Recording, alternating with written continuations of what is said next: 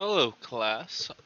So, today I'm going to be showing you how to use Google Slides to analyze data.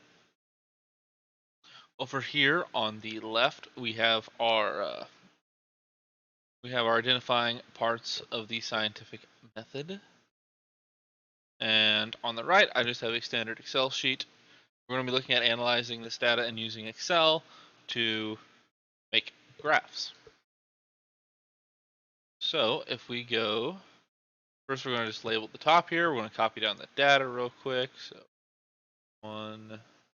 what happened there? Do I have a number lock on? Might have been my issue. 1, 3, 5, 7, 9, 18.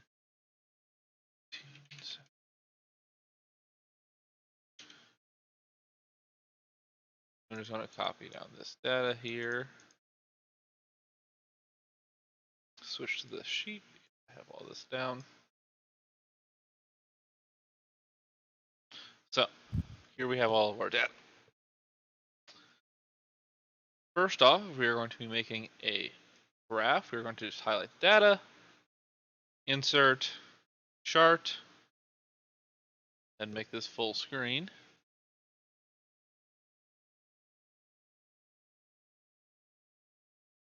Then what we're going to see is this chart here. If you have to highlight all of the data, make sure you even get the titles here.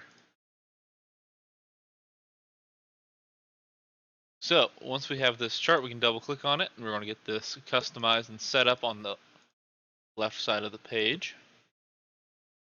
So if we click chart type, it's going to give us multiple different chart types. Most all the time, we're going to be using the line chart. That'll give you something like this.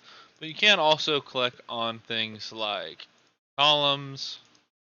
This is another type of line. You have area, you have all these different options, just depending on what data you are looking at and what do you want to see compared to each other. So for this one, we are going to stick with standard line graph because we are looking at how far the ants have traveled each day, and we are comparing whether they're faster during the day or during the night. So next we're going to be doing some customizing here. So here on the bottom we have our horizontal title. We have our titles up here. We can add some vertical axis title, like length of tunnel,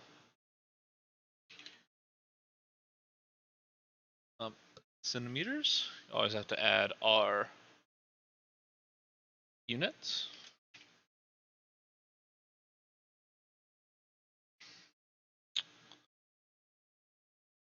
And so yeah, we have the top one, dark, our red line, our blue line that's on the bottom. That is how far ants are traveling while they're in the light. And basically that is all you need to know for making graphs in Excel. So hope you have a good luck on this. We will be doing more of this in class in the next couple days. So good luck.